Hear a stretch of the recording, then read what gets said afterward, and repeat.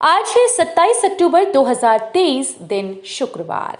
Welcome back to clean news MP. चलिए देखते हैं मध्य प्रदेश की 25 फटाफट बड़ी खबरों को। इससे पहले आप न्यूज को कहां से देख रहे हैं हमें कमेंट में बताना बिल्कुल ना भूलें।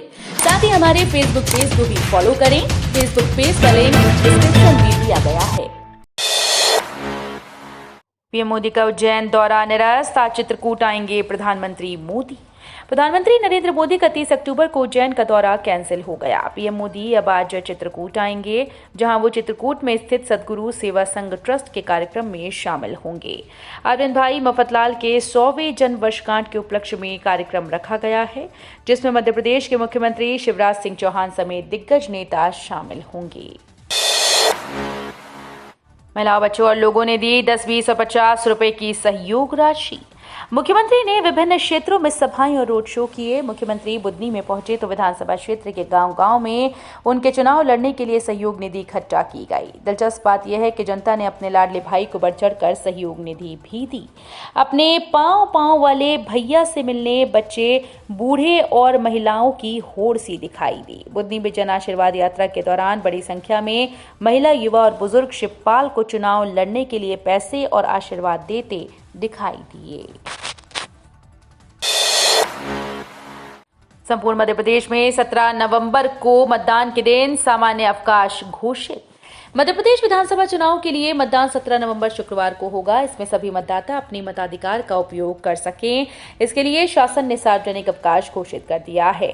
बैंक सहित सभी संस्थान इसके दायरे में आएंगे। वहीं मतदान के दिन सामान्य अवकाश भी रहेगा, यानी सभी शासकीय, अर्धशासकीय, सार्वजनिक उपक्रम के कार्यालय बंद रहेंगे। प्रिंटेड अंक सूची के लिए स्कूल्स को जमा करना होगा शुल्क। स्कूल्स की बढ़ी परेशानी। 5वीं 8वीं कक्षा की बोर्ड परीक्षा का रिजल्ट घोषित हुए 4 महीने से अधिक का समय बीत चुका है, मगर विद्यार्थियों को अभी प्रगति पत्रक यानी अंक सूची प्राप्त नहीं हुई। अब राज्य शिक्षा केंद्र ने नया फरमान जारी कर दिया है। उनके आधार पर विद्यार्थियों को प्रिंटेड प्रगति पत्रक के लिए निजी स्कूल से राशि जमा करने पर जोर दिया है। सीवीजी लैब के माध्यम से पहुंची आदर्श आचार संहिता संबंधी 150 से अधिक शिकायतें। विधानसभा चुनाव में आदर्श आचार संहिता के उल्लंघन की शिकायत सीवीजी लैब के माध्यम से जिला निर्वाचन कार्यालय के पास पहुंच रही है। इस ऐप के माध्यम से अब तक 152 शिकायतें पहुंची हैं और इनका निराकरण हुआ। भारत निर्वाचन आयोग के द्वारा तैयार किए गए सीवीजी लैब के माध्यम से कोई भी नागरिक आदर्श आचार संहिता के उल्लंघन की किसी भी तरह की शिकायत फोटो, वीडियो के माध्यम से कर सकता है। कृषि उपज मंडी में व्यापारी कर रहे मनमानी, अन्नदाता परेशान, मौन बैठा प्रशासन। डबरा कृषि उपज मंडी मध्य प्रदेश की दूसरी बड़ी फसल मंडियों में से एक मानी जाती है, जिसमें दूर दराज के क्षेत्रों से अपनी फसल बेचने के लिए आने वाला अन्नदाता किसान प्रशासन की अनदेखी और व्यापारियों की मनमानियों का शिकार हो रहा है। फसल बेचने आया किसान कच्ची आड़त का शिकार हो रहा है, क्योंकि मंडी में नियम पूर्वक फसल की खरीदी नहीं की जाती है। बिजली कंपनी की मनमानी से किसान परेशान। मध्य प्रदेश कृषि के क्षेत्र में कृषि कर्मण अवार्ड के रूप में जाना जाता है। वहीं कृषि प्रदेश को कई बार सम्मान से नवाजा गया है। जिन किसानों की वजह से अवार्ड मिला, आज उन्हीं किसानों की वास्तविक स्थिति जमीनी स्तर पर खराब है। यहां बिजली नहीं मिलने से किसानों की फसल खराब हो रही है। वहीं सीएम की अगर बात करें तो सीएम हेल्पलाइन में शिकायत करने के बाद भी अभी तक कोई समाधान नहीं हुआ। किसानों का कहना है कि बिजली न होने से यदि हमारी फसल खराब होती है तो हम कर्ज में और भी दब जाएंगे। एमपी सीएम शिवराज सिंह चौहान ने करोड़ों हिंदुओं की आस्था का सम्मान बताया। मध्य प्रदेश के मुख्यमंत्री शिवराज सिंह चौहान ने ट्वीट कर राम मंदिर प्राण प्रतिष्ठा पर प्रसन्नता जताई है। उन्होंने ट्वीट किया है कि वर्षों की प्रतीक्षा समाप्त होने वाली है।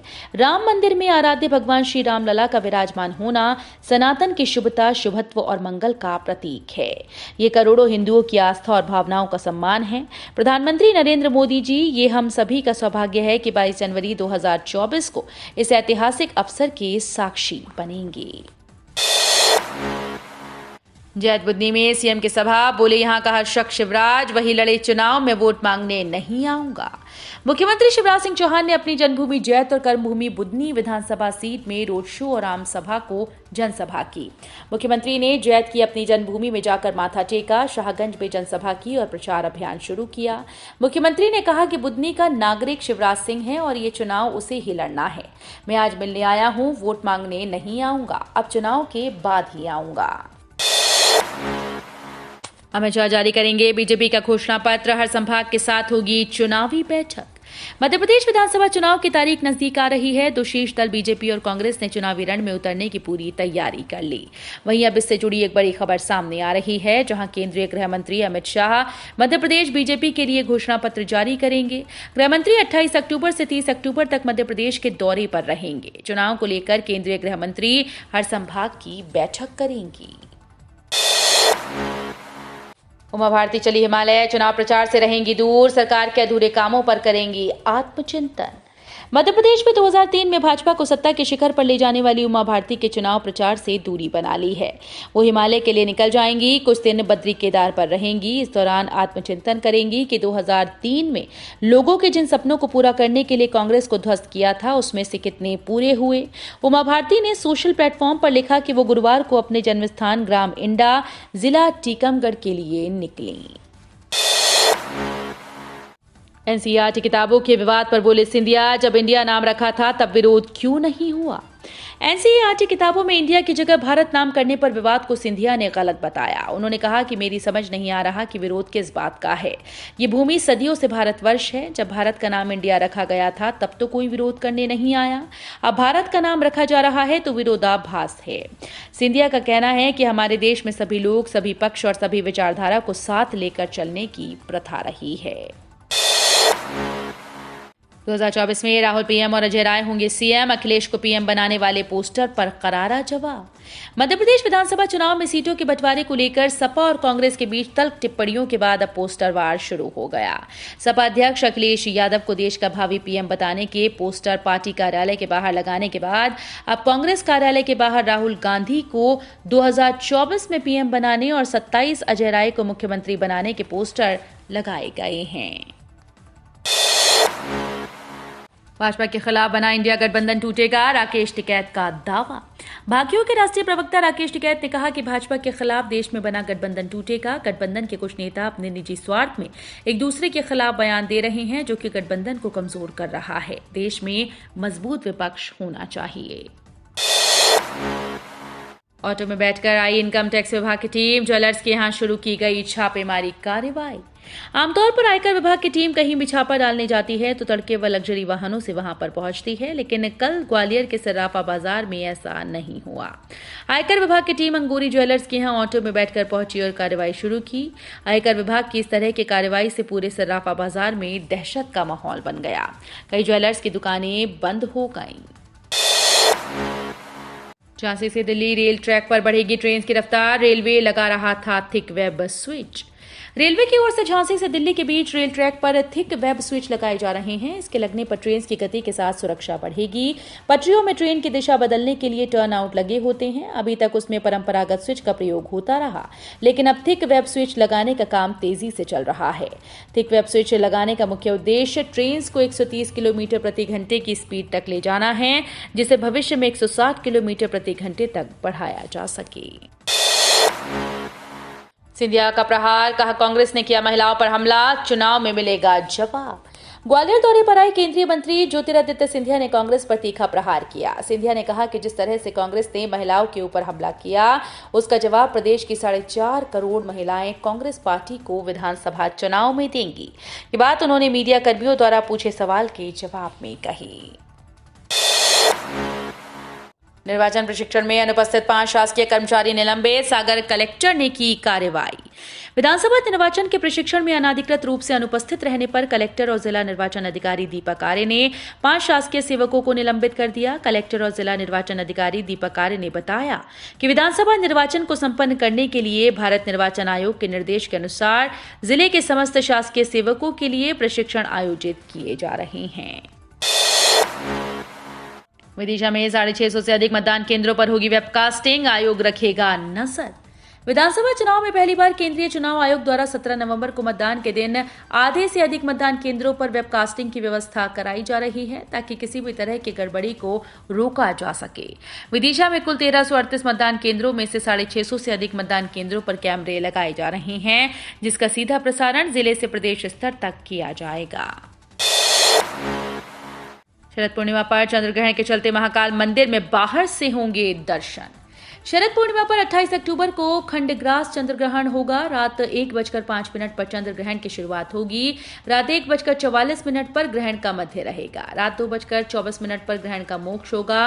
ग्रहण का सूतक शाम 4:13 से लगेगा। ग्रहण के चलते शहर के मंदिरों में दर्शन पूजन की व्यवस्था में बदलाव होगा। ज्योतिर्लिंग महाकालेश्वर मंदिर में पट खुले रहेंगे। एलन मस्क को नितिन गडकरी की 2-2। भारत सरकार टेस्ला जैसे उच्च स्तरीय तकनीकी रूप से उन्नत वाहन निर्माताओं के उद्देश्य से एक नीति ढांचे पर विचार कर रही है। हालांकि अगर एलन मस्क के नेतृत्व वाली टेस्ला चीन में निर्माण करना चाहती है और भारत में बेचना चाहती है तो रियायतें नहीं दी जाएंगी। सड़क परिवहन और राजमार्ग मंत्री नितिन गडकरी का एलन मस्क की टेस्ला के लिए ये एक स्पष्ट संदेश है। यूएन में रूस और चीन पर बुरी तरह भड़का इजरायल, हमास पर दे डाली नसीहत। संयुक्त राष्ट्र में इजरायल ने रूस और चीन को खूब खरी खोटी सुनाई। हमास द्वारा किए गए आतंकी हमलों की निंदा करने वाले अमेरिका द्वारा लिखित मसौदा प्रस्ताव को वीटो करने के बाद इजरायल इन दोनों देशों पर बुरी तरह से भड़का हुआ है। संयुक्त राष्ट्र में इजरायली रामदूत गिलाद एर्दान ने रूस और चीन पर निशाना साधते हुए कहा कि अगर आपके यहाँ भी इसी तरह का नरसंहार हुआ होता तो हमारी तुलना में आप लोग कहीं अधिक ताकत से कार्रवाई करते। अयोध्या राम मंदिर पर कमलनाथ का बड़ा बयान। पूर्व सीएम कमलनाथ ने कहा कि राम मंदिर भाजपा का मंदिर नहीं, हमारे देश का मंदिर है। इसके साथ ही कमलनाथ ने भाजपा पर सवाल उठाते हुए कहा कि ये तो ऐसे राम मंदिर की बात कर रहे हैं जैसे ये बीजेपी का मंदिर हो। राम मंदिर हमारे देश का मंदिर है, हमारे सनातन धर्म का बहुत बड़ा चिन्ह है, ये किसी पार्टी का नहीं है। कमलनाथ बोले, बांगरे चुनाव नहीं लड़ेंगी। मन से उतरते ही पूर्व डिप्टी कलेक्टर ने कहा न्याय होगा। मध्य प्रदेश में डिप्टी कलेक्टर से पद से इस्तीफा देने वाली निशा बांगरे ने प्रदेश कांग्रेस अध्यक्ष कमलनाथ की मौजूदगी में पार्टी की सदस्यता ली। हालांकि उनके बैतूल जिले की आमला सीट से चुनाव लड़ने पर सस्पेंस बना हुआ है। मंच से कमलनाथ ने कहा कि निशा बांगरे चुनाव नहीं लड़ेंगी, लेकिन जनता की सेवा करती रहेंगी। रुलाने लगे प्याज के दाम, अचानक बढ़ी कीमतें। पिछले कुछ महीनों पहले टमाटर किचन से लगभग गायब हो गया था। दाम बढ़ जाने के कारण उसने किचन का बजट बिगाड़ दिया था। अब ऐसे ही प्याज के भाव भी चढ़ते जा रहे हैं। अब जब नवरात्रि समाप्त हो चुकी है तो प्याज की कीमतें और भी तेजी से बढ़ने लगी, जिसके कारण आम आदमी के मन में सवाल आ रहे हैं कि क्या ये कीमतें और प्याज की कीमतों में 12 रुपए से लेकर 14 रुपए प्रति किलो तक का उछाल रिकॉर्ड दर्ज हुआ है।